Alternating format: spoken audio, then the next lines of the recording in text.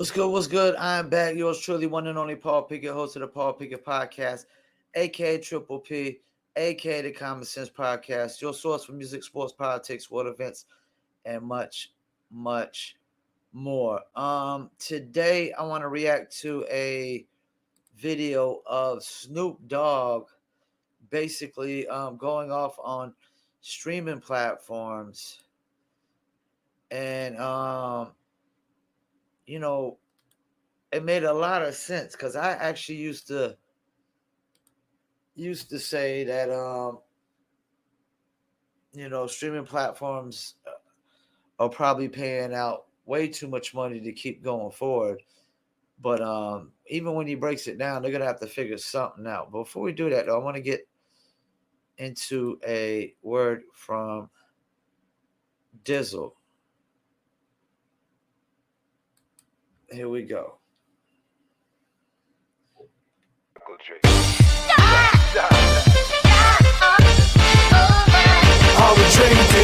Me and my team, whenever we link up, they gotta be drink up. We sit down, relax and have few glasses when there's things to think about. Like I'm nice with the boss when I tend to the bars and I'm not talking drink ups. So tell the bartender that tend to the bar to please pass me a big cup up. And tell that waitress is waiting on us to put a little ice in it. Now watch the ice become weightless like the spaceships that I be sitting in. Now wait and listen, no, they're waiting for that tropical twist that'll tickle your taste buds. Now taste some. Yo, I insist it's the Dizzle.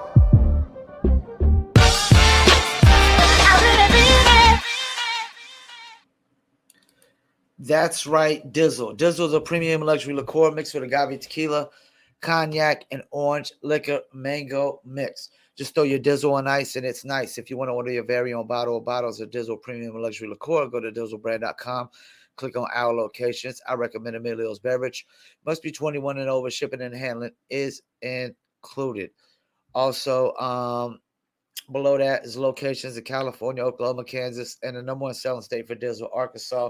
And don't forget, let me stand up, show you one of the Dizzle t-shirts. As you see, Dizzle, the actual drink was established in 2001, but it's only been bottled for the last couple years now. And the Dizzle brand merch is on dizzlebrand.com, merchandise store, or Etsy.com. That's ETSY.com.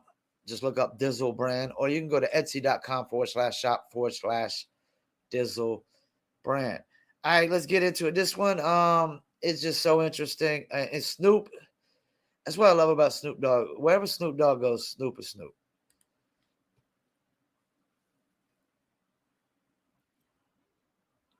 So from that perspective, I think we're well positioned, with my history at Apple, our ability to plug into physical in the way that we can now, like no other company, just seeing exactly the pie chart of streaming in the United States, streaming globally. It's an exciting time, really it is, I must say, It's exciting, but streaming got to get their shit together. Because I don't understand how the fuck you get paid off of that shit. Can somebody explain to me how you can get 1 billion streams and not get $1 million? That shit don't make sense to me. I don't know who the fuck running the streaming industry, if you in here or not. But nigga, you need to give us some information on how the fuck to track this money down. Because 1 + 1 ain't adding up to 2. That shit don't add up, and I have to say it. Because that's the main gripe with a lot of us artists is that we do major numbers with streams and this shit, but it don't add up to the money. Where the fuck is the money? When I first came out, my records would sell based off of physical. If you sold 1 million copies, that means if $9.99, $9 million, you get this percentage, that's what it is. So if I sell... Now, let me stop right there. And actually, when you add in tax, it's 10 million. That's the thing.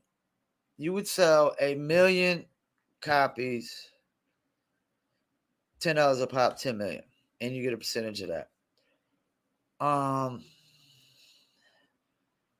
Now, if 1 million people listen to your record, and even take like a single for example. Singles were then they were like $2, $1.99, $2.99, something like that. Might have been $1.99, $2. Even if you say $2, that's 1 million singles sold at $2. You're only getting $4,000 for 1 million streams. If 1,000 people were to buy your record back in the days at $10 a pop, that's $10,000, especially if you did independent. Now, if 1,000 people listen to your song, you only get $4. Yeah, it seems like artists have to do more for less. It seems like that's why a person like NBA YoungBoy, even though I don't like his music, he seems to be a genius. He seems to understand that you got to put out a shit ton of music, a high volume of music. And Snoop just cussed up a storm, so I can definitely cuss up a storm. But you got to put out a shit ton of music just to really, really see a shit ton of money off of this. I mean, because NBA YoungBoy had second most streams next to Drake, and it was only because he put out way more songs than Drake that he was even that close. Because nobody would ever compare NBA YoungBoy to Drake as far as making music, making hits, making classic songs, making timeless records. Nobody would ever put NBA YoungBoy in that category. But I think he understands that there's a extreme oversaturation in the music. Back in the days, distribution had value because everybody couldn't get distribution. Nowadays, anybody can get distribution. Let's keep it moving. How many streams, how much money do I get? It's not being translated and it's not working for the artist right now. And I just want to speak to that in the music industry. Like, that's fucked up. And we need to find a way to figure that out. The same way the writers are figuring out, the writers are striking because streaming, they can't get paid. Because when it's on the platform, it's not like in the box office. You see only like one person clap for that, because these streaming people don't want to hear this from Snoop. Because to be honest with you, I don't think they're making a profit. I think they're losing money. Because the streaming accounts are only like, they're only like $4 or $5 an account, if I'm not mistaken. Like if you got a family plan, it's like $15. It's five accounts at $3 a pop, listening to unlimited music. I mean, you could listen to, you can almost listen to 1,000 songs in a day. And they're getting paid out $4 a pop to listen to the 1,000, but then Spotify's only making $3. I don't think Spotify's making money. I don't think streaming's gonna last. I honestly think some kind of physical sales are gonna come back or something. It's definitely gonna change. It's gonna definitely have to. He's right. It's gonna have to make changes, man. And raising the prices on the platforms, that ain't gonna work either. If you try to double the prices on the platforms, that ain't gonna work. People just go somewhere that's cheaper. The box office, if it does all these numbers, you may get an up. Oh, it did this many, here's another check. But on streaming, you got 300,000 hours that somebody watched your movie. Where's the money? And I know I'm going off a script right now, but fuck it. This is business. Yeah. This is business. You know what I'm saying? This is a room full of business people, and somebody may hear this and be able to do something about it so that way the next artist don't have to struggle or cry or try to figure out how to get to his money. Because some of these artists are streaming millions and millions and millions and millions of fucking streams, and they don't got no millions of dollars in their pocket. So I just wanted to say that. Yeah. And I mean, that's a great point.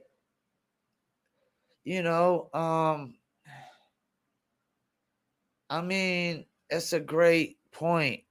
See, actors, they get paid up front.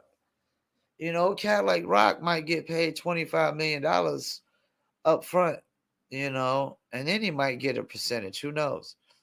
But artists ain't getting no $25 million up front. And if you got millions of people, if you got 7 million people, listening to your music every month, and say they only listen to one song one time, just 7 million streams.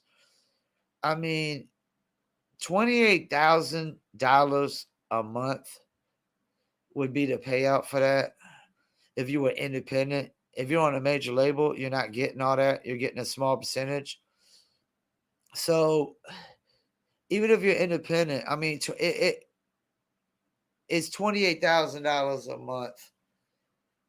It's okay, but it's still, you should be making a lot more for 7,000 people a month. You know, if 7,000 people bought your record back in the days at $10 a pop, you know, we're talking about 70 million, close to 100 million in record sales off of one album. You know, you got some movies that can't even get that, you know, and the artist is only getting 28,000 a month if it was just one song played. Now, typically when you got 7 million listeners, you got multiple songs being played, but still, let's just go off of the 7 million listeners playing one song. That's 28,000 a month. It sounds like a lot for most people, but not from a business standpoint of a musician when there's that many amount of listeners based on what you used to get paid off of that many amount of listeners. Definitely streaming is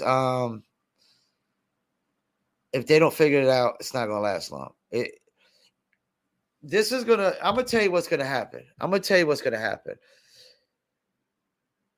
It's gonna lead to more exclusivity.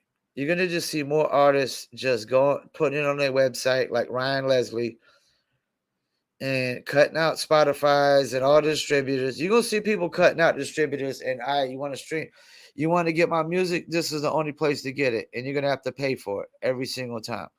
100%. You know, labels better figure something out, and I think labels have been trying to get more out of these streaming companies, but labels are greedy too. You know, like some labels get greedy when they ain't even built the artists. Like labels don't even build artists up no more. They don't even break artists. They don't build them. I don't even know why they got artist development anymore. Labels don't develop artists. Artists develop artists. Artists break artists. DJs don't barely break artists either. Influencers break artists. Influencers break artists. And artists break artists. Labels ain't breaking artists. Spotify could break artists, but they don't want to break artists.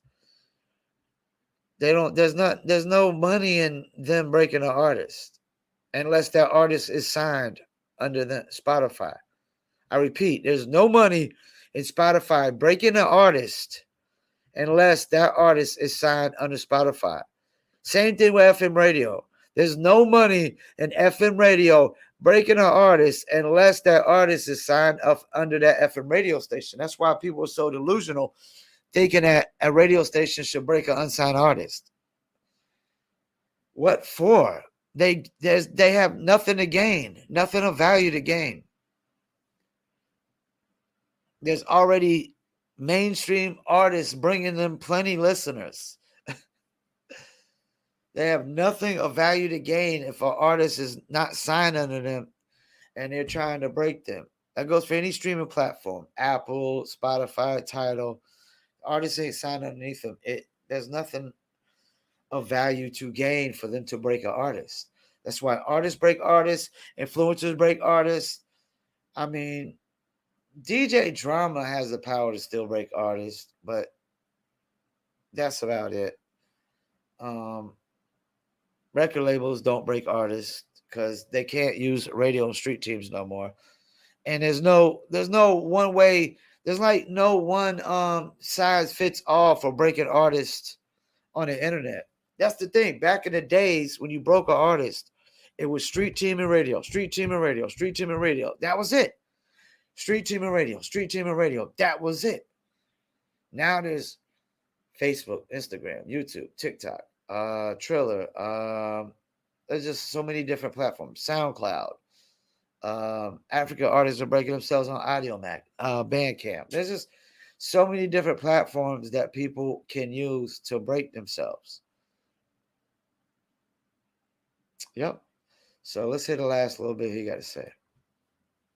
Talk that talk.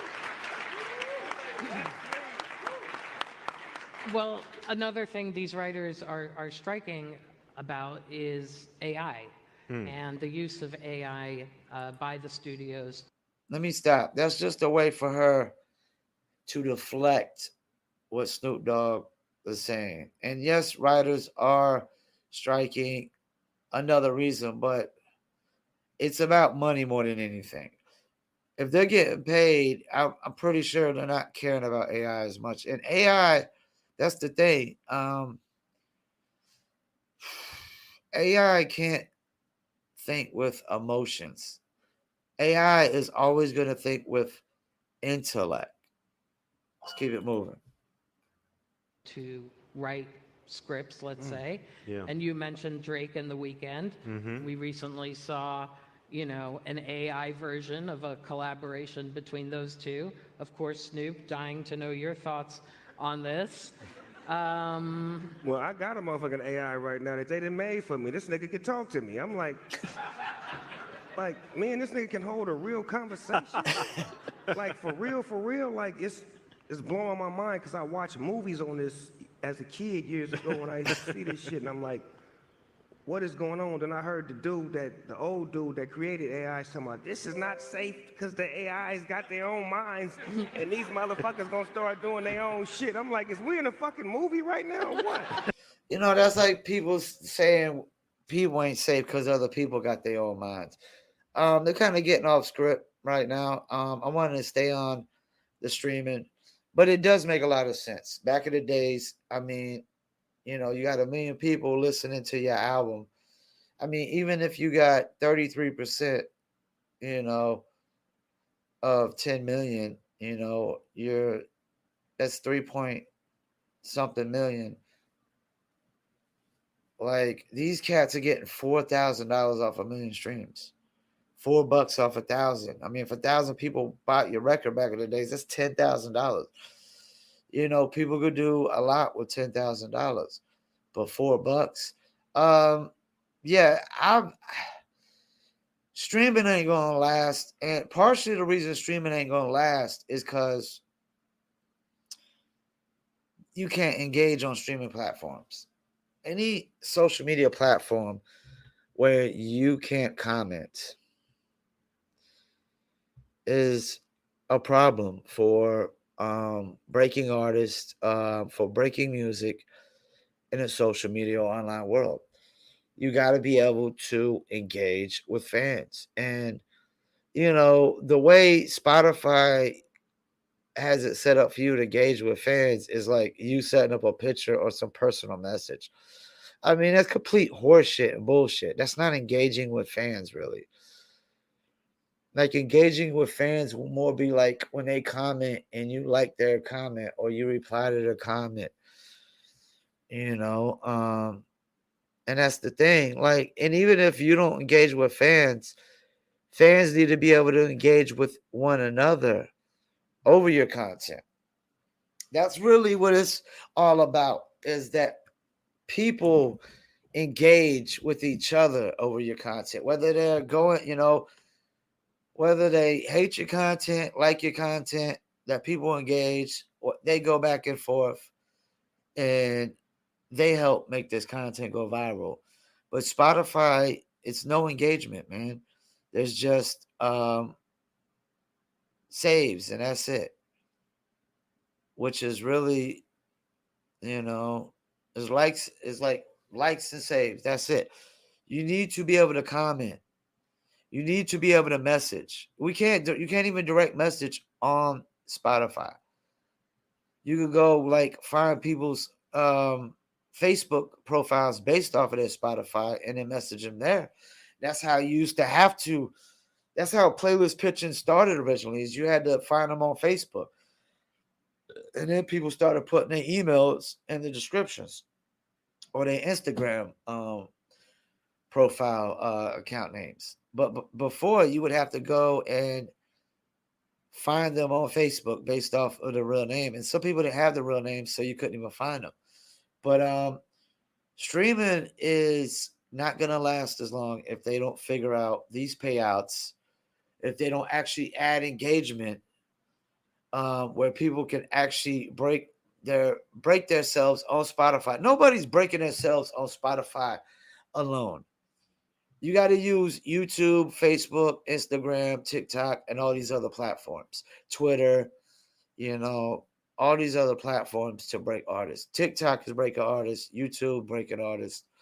And not TikTok or YouTube per se, them personally, but the platforms. The platforms allow for artists to break themselves, for artists to break artists, or influencers to break artists. But yeah, man, they got to figure something out. Streaming is crap right now. And it makes it hard for anybody to have any influence on streaming platforms when you can't engage with fans, or fans can't engage with fans over your content. So I'm with Snoop. They got to figure something to fuck it out on this shit. Especially like me, like and my clients, like all the time and money all the money my clients put into pitching their music, and all the time I put into pitching their music to playlists. The fact that nobody can engage with the playlist and comment on playlist and comment on individual songs and reply to the comments and like the comments and things of that nature. Yeah, man. And then they got to figure out these payouts. Like 1,000 people used to listen to your music and you made $10,000 off of that. And if you got 33%, you made $3,000 off of every 1,000 people that listen to your music, You figure you're only getting 4,000 for every million people that listen to a song. And they listen to it twice, you get 8,000. So it's like, you would have made more than that for them just buying the album. So yeah, once again, I want to thank y'all for tuning in. Streamers got to figure something out. And that's the thing. It's not really just Spotify. It's really just Spotify and Apple, because Tidal's paying out $9. Amazon's paying out $8. Napster's paying out $9. They just all need to add engagement. They all need to add the ability for people to comment on songs and reply to comments and like comments and share comments and all those things.